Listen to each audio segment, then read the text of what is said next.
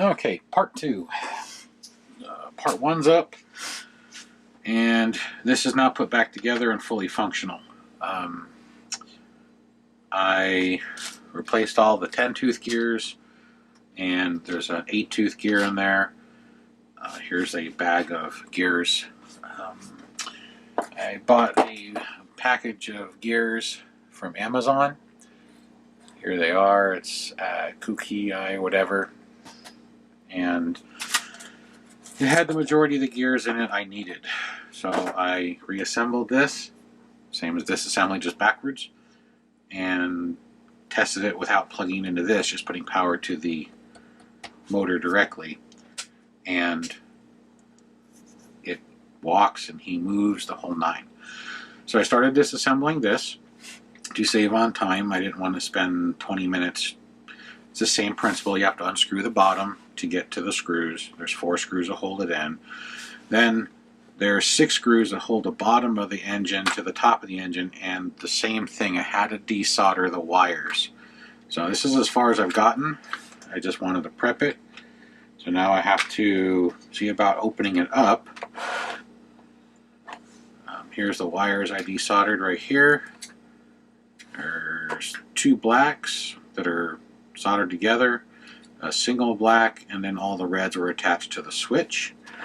There is 2 more wires that are still attached. I was hoping there'd be enough slack for me to maneuver this, but I'm going to have to probably take those 2 wires off as well,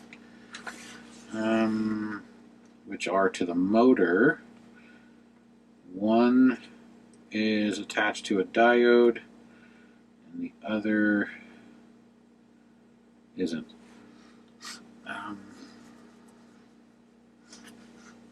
What I'm going to do is, because they haven't fed through wire looms, I'm going to snip them and then resolder them back together with either heat shrink or liquid electrical tape. And before we get into that one completely, I put this all back together.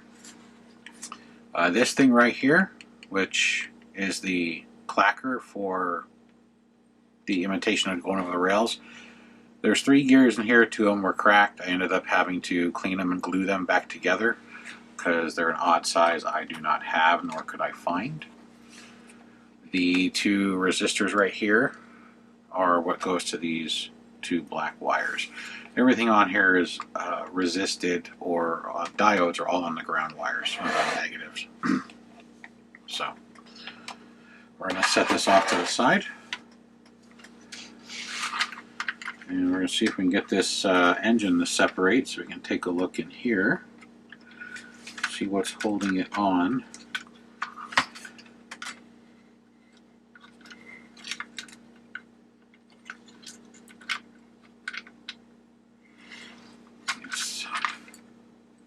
Holding it is this green base that attaches it. I don't see how it comes off the front.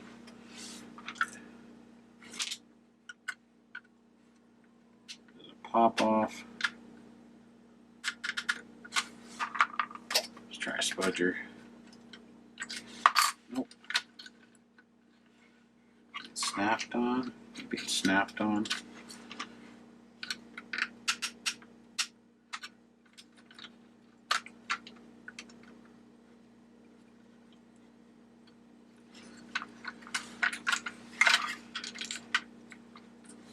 I'm sure this is the same as the other one. It's probably got some broken gears inside. But I need to get this bottom cage off. It's moving, but it's not disconnecting. What is holding it?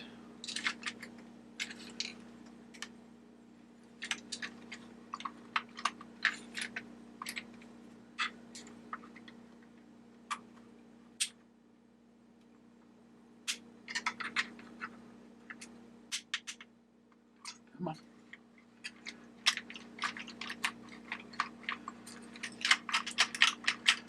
Here we go.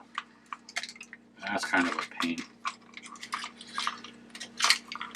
I'll show you in just a moment once I get these wires untangled and fed through the holes. This horseshoe, which is the same on this side that clips onto the shaft that connects it to the coal car, is, or was, attached to this, and that's where it pivots or rocks. I had to slowly, well, pull the top and pry it to where it slid off the end, and I could pull the train top off. The wires go up inside are for the lights. I'm assuming this light, I don't know if there's a light inside.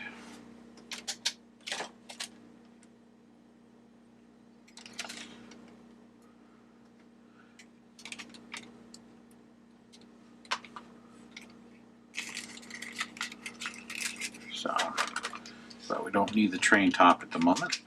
Everything we need to deal with is down here in the bottom. So let's reassemble the gears, put them back where they go, and then inspect them.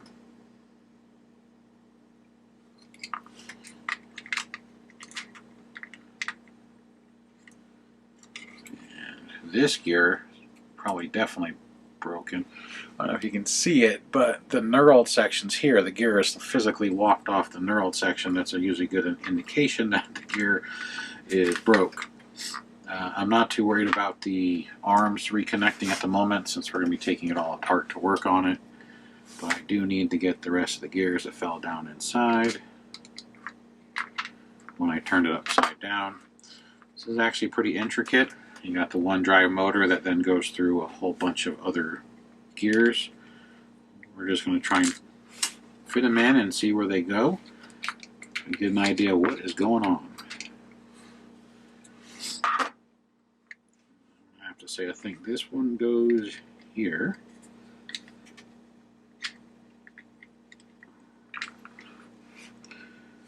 And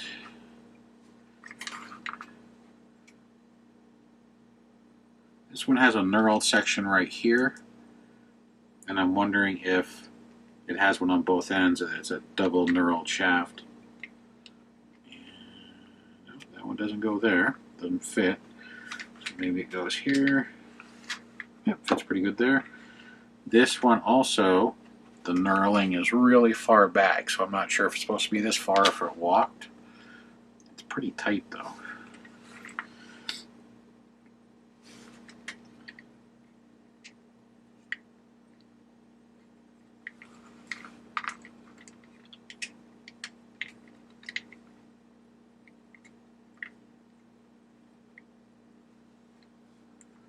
And I believe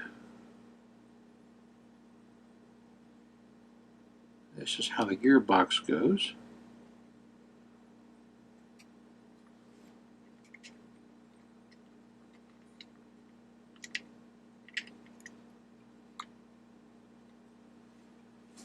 That. You can see there is a lot of gears in there. It is actually very, very intricate for what it is. There's a lot of time put into making this, at least designing it.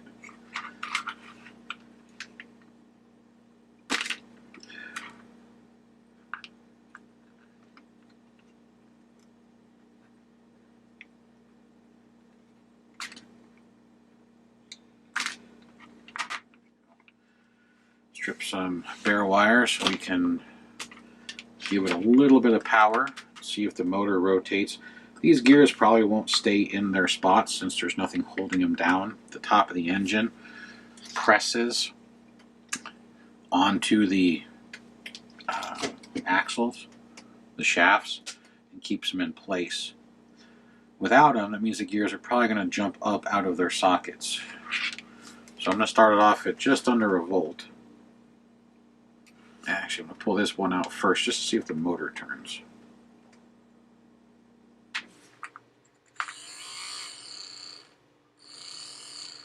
This motor is going bad. I had to start it and it doesn't sound great. I'll see if you can hear it. Kind of sounds like an electric razor. So I might have to find a motor for this. So carefully, I'm gonna put it in. I was afraid of.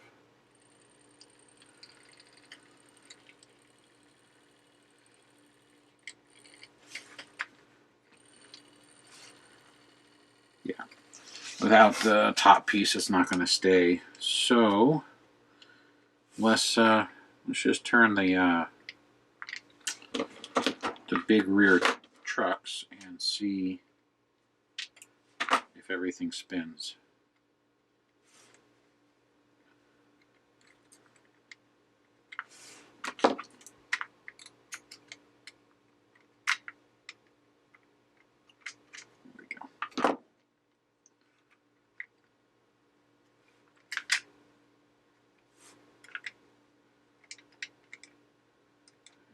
This moves up and down on an oblong bushing.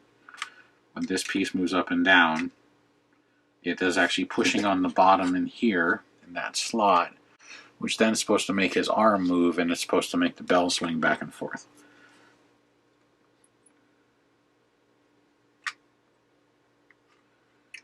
So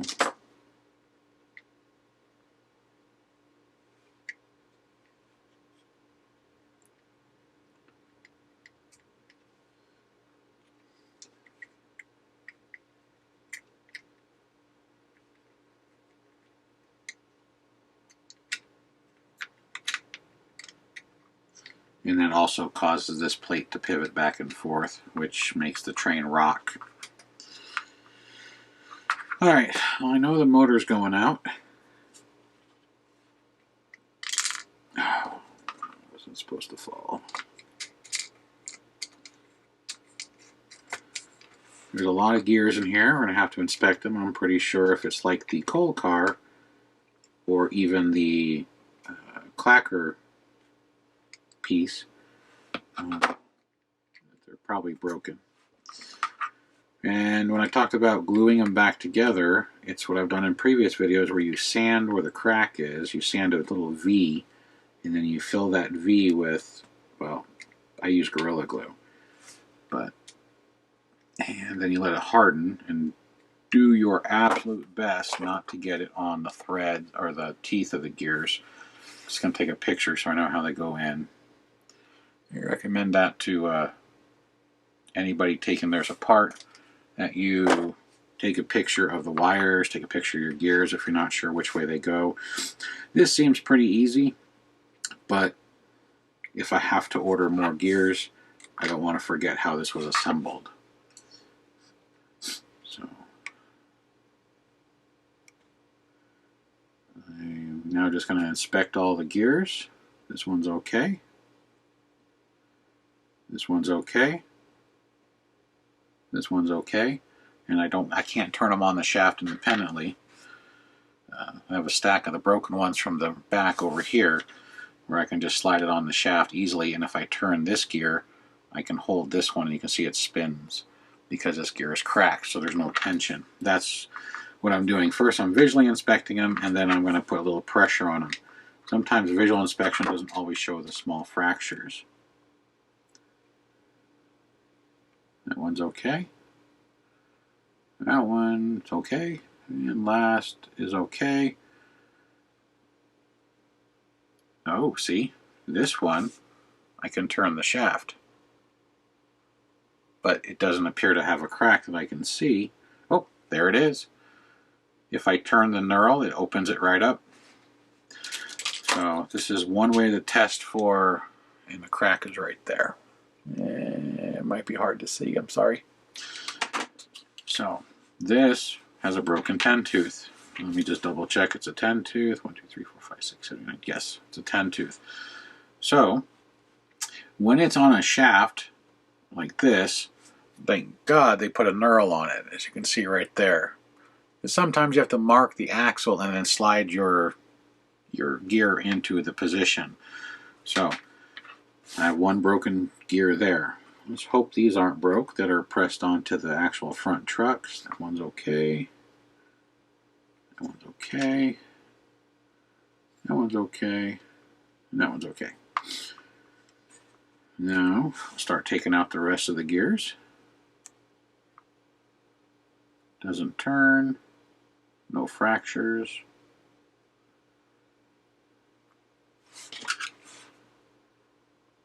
No, the nose on this one is cracked, but the gear is not. So I'm going to fill the nose in with some glue. Alright, let's take a look at this one.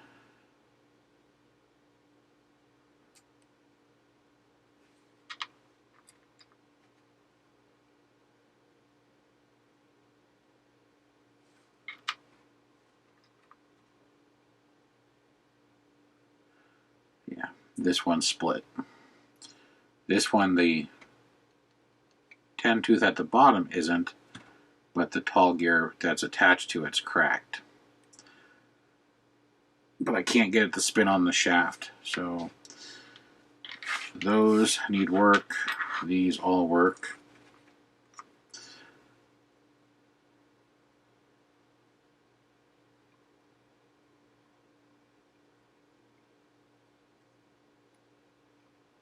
These are all good, and they don't spin on the shaft.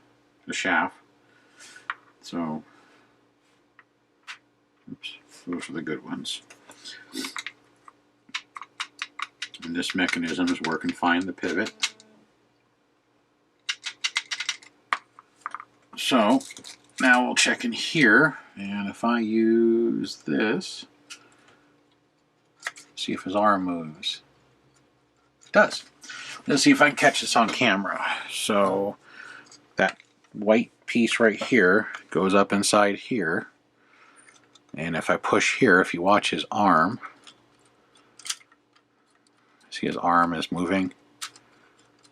It doesn't move a lot, trust me. And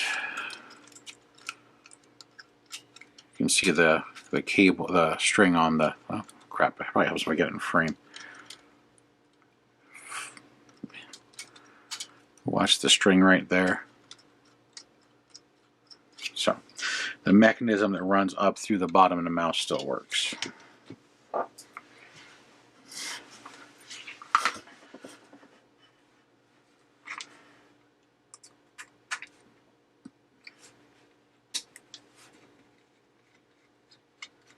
So since the motor sounds horrible, let's take the motor out.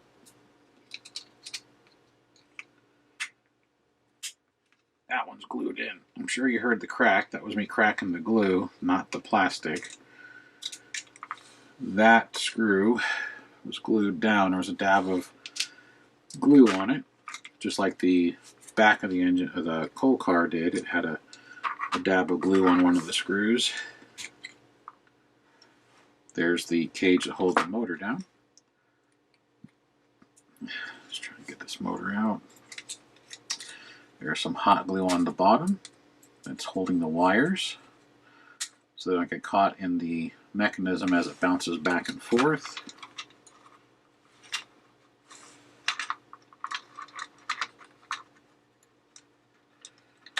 So get that glue off. That's why the hot glue gun's out, is so I could glue the cap back on that motor on the back from the first part, and also glue the coal that I had to cut with the razor blade. Yeah, see, the motor doesn't feel bad. It does have some play.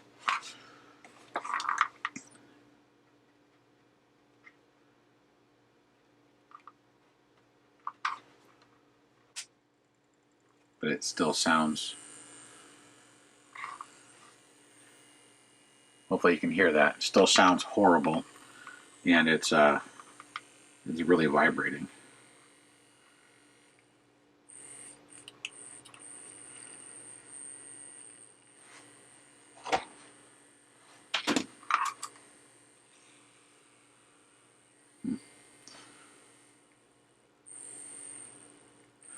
It's not drawing a whole lot of power, which I'm surprised.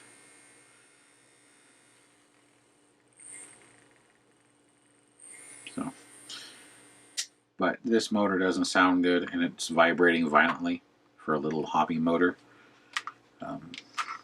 Actually, I wonder if I put it on the bench if you'll hear or see it better.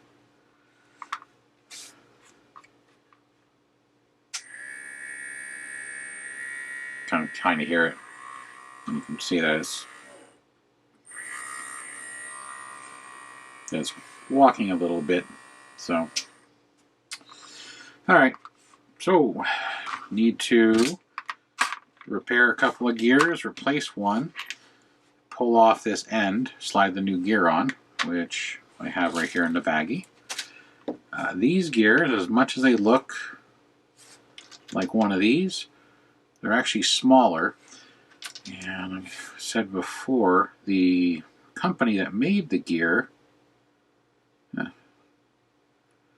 well, there's the right size gear outside, but this one has a front nose of another gear, which wouldn't work. But the manufacturer that made these gears, because their name is actually on them, they don't make gears anymore.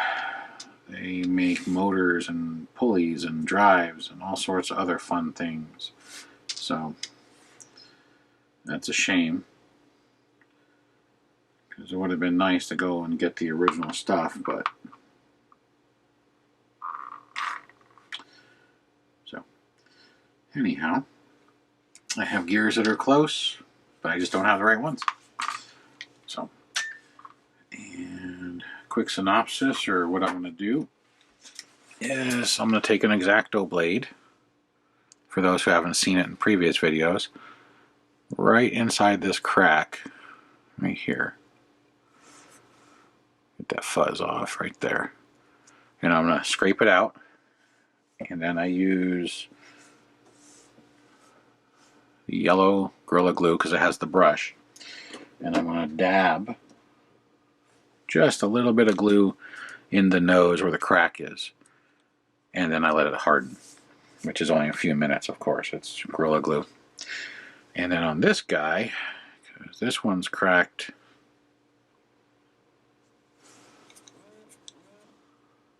through the teeth right there, I'll sand it, I'll spread it, I'll squeeze some in there, and then I actually put it in a small jeweler's vise, and then I squeeze it shut and let it harden. Then I clean out the thread, the teeth, if it's squeezed up into the teeth. But I will double check to make sure none of these are the right size, because there are some that look pretty close. Like that one has a shorter nose, but it's the right size. So I need to see where the gear that runs off of this is, and if that's the case, I can just replace the gear. So anyhow, I'm going to get to this. This is a moderately long process, so I'll be back once we're done. Plus I'm going to go through all my motors and see if I have a little circular hobby motor of the same dimensions that we can replace this one with. So, alright, we'll continue with the second part of this piece here shortly. Okay, I was able to find these two gears are actually broken. They have the noses on the front. I was able to find two gears in my pile here that actually work. As you can tell, they're the white ones versus the yellowed ones. So that one and that one. So the one right off the worm, and then the one before it hits this transfer axle. I also replaced that. You can tell it's white and that's yellow. And put it all back together. It functions. Now the motor still sounds horrible, but I needed to do the spacing, and this is the correct positioning of the gears. What I had before, I guess they were backwards, because didn't work right. So, because when I took it off, you saw the gears fall out. So, anyhow, new gear, new gear, new gear. Those are all fixed. If I put a lot of pressure on it and slowly rotate it, everything does what it's supposed to do. It drives the rear axle. This one, though, if I move this to get over this knurled section, there's actually more knurled sections. So they have a wider section of knurled axle shaft to compensate for whatever position this gear might be in. So I pushed it back, because if I push it all the way to the other side, it doesn't hit the gear. So Or this is a generic shaft that could take a much longer gear with a long nose, like something like that, because that would be the length of the knurled section. So it's probably just a generic shaft, like these probably are for multiple things, and that's why it has the extra knurled section right there. So next step is to try and find the motor. I do have a motor. It's right here, but this is the Department 56 motor for one of the Department 56s I'm working on, but it's the exact same motor, same size, same voltage rating or range. So it's a standard motor apparently used by multiple companies. None of the motors have a very visible part number though. There is a part number on here. It says like CR something, but it's this motor smoked. All this black is the soot. This motor doesn't work. It actually doesn't work at all. But it's a standard motor, so I'm going to continue looking for motors. I got to find one for this, because this one, you can really hear it. Yeah. So anyhow, at least this one turns. Oops. At least this one still turns. It just sounds horrible. So that would be the next thing. But I wanted to do a quick update. One of the gears that was broke, well, the nose was broke on. I did use the X-Acto blade, scratch the nose, make a V shape, and then fill it with a little glue. So instead of fixing 2 or 3 of the gears, I ended up fixing 1 and replacing the other 2. So we'll continue once I find a motor. Just so you know, to do this, go through all the gears, redo all of this until it fit. About 30 minutes, just so you have an idea why I didn't film the whole process, because it would make part 2 extremely long as well. But it's just trial and error. Just put it in, try it till it fits, do some testing. If you have boxes or packages of gears, because I have a lot more than what you see here in the corner, you just have to go through it all. It just takes time. So, but got the bottom sorted out. Once this is replaced, reassemble it, solder all the wires back together, and then technically it's done. So here's the hoping I have a motor. If not, I'll have to order a couple. Be back soon. Alright, after a very long time of searching, we're talking probably a good 3 to 4 weeks, I have found motors. I actually bought these online. They're basically $3 a pop. This was the only one in the package that had the sticker and part number on it, which is weird, but I tested them. I got it from American Science and Surplus. You can see, and there's, you can go to, I think it's like American or SciPlus.com. That's it right there. They sell this motor in 2 different sizes, so you have to measure them. But here's the one from the Department 56, since the original one's still in there. And you can see the only thing different between the 2 of them is this one has a longer shaft sticking out. On this, it really won't matter because of the longer worm gear. But so I bought a few of these. I actually bought 4, since I have 2 that require this motor. Just so you have an idea, this is classified as a 1.5 to 3 volt, 15 milliamp low power DC motor. Very important, it's low power, since some of these things can run on batteries. If it's high powered, it won't last very long, of course. So I need to pull this apart, which isn't too hard. It's not really assembled, it's just put together so I know where all the gears go. Swap that to this, put it back through, solder it up. Of course, put the cage on it so it all stays together. And then this one should be done. It's just taken a really long time trying to find this itty bitty little motor. Now I'm not going to use that one because that one has a part number on it. So that would be my last one. So I'm going to use this one, which doesn't have a part number. But again, part number they have listed is 95645. And like I said, it's the only one that came with a part number.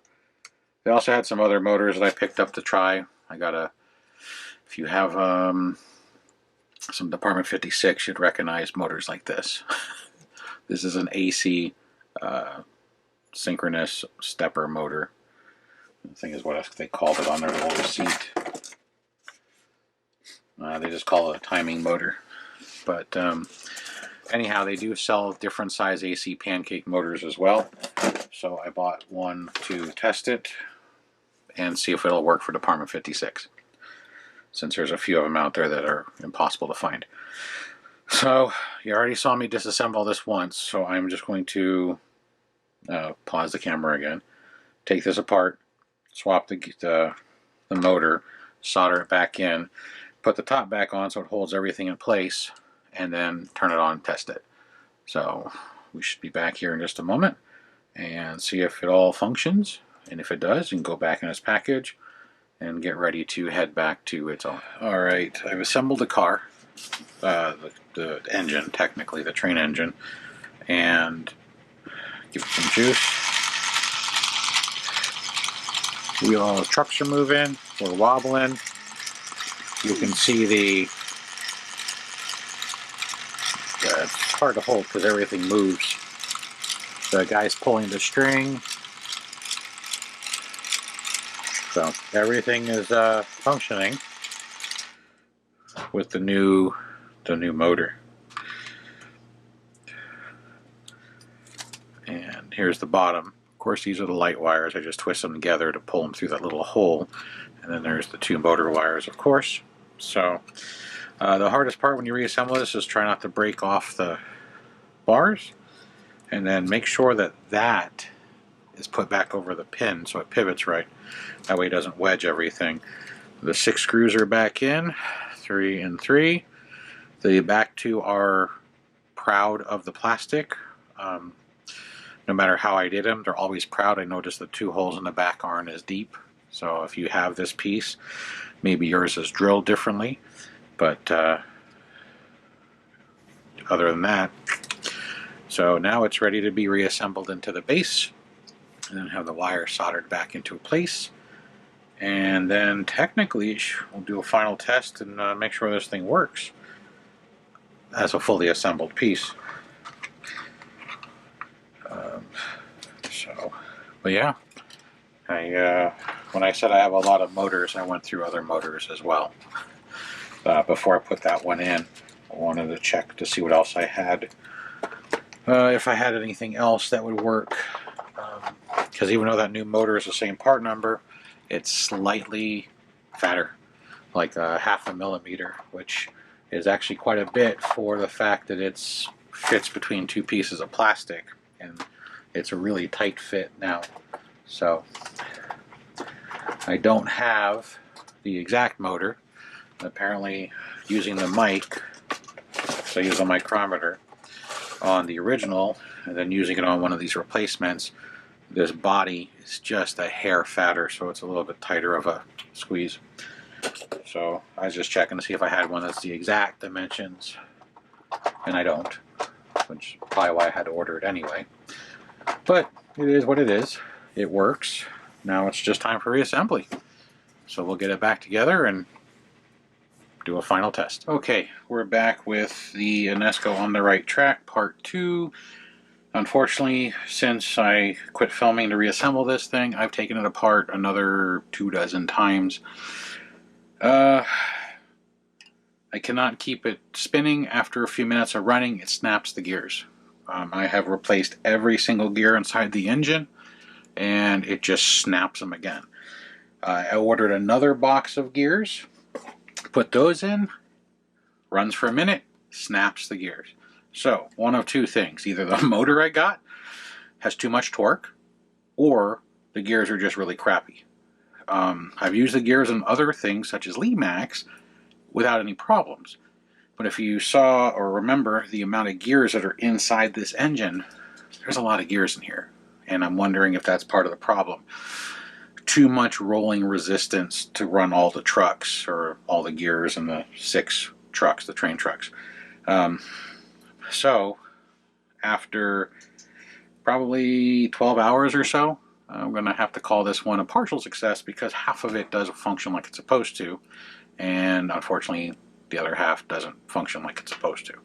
So I'm going to show you what it does. So you can see this is rocking like it's supposed to, and the guy's turning like it's supposed to. There's nothing on the engine. I'm going to kill the lights. You can see that the actual light on the front works.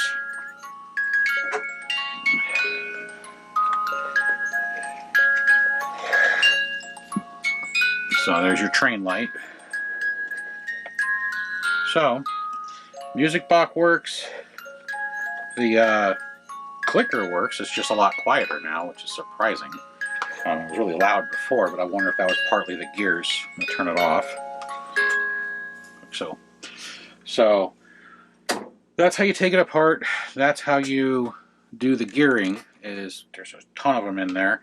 I have buckets upon buckets of little gears, like so, and then I have those plastic divider drawers full of them. I have gone through more gears than I ever thought I would, trying to make this function for more than 5 minutes. So, unfortunately, part 2 of this isn't going to be 100% successful, since I cannot get it to run without snapping the teeth off of a couple of gears. I've even made my own gears, and I cannot get them to stay intact. So, if you have this piece,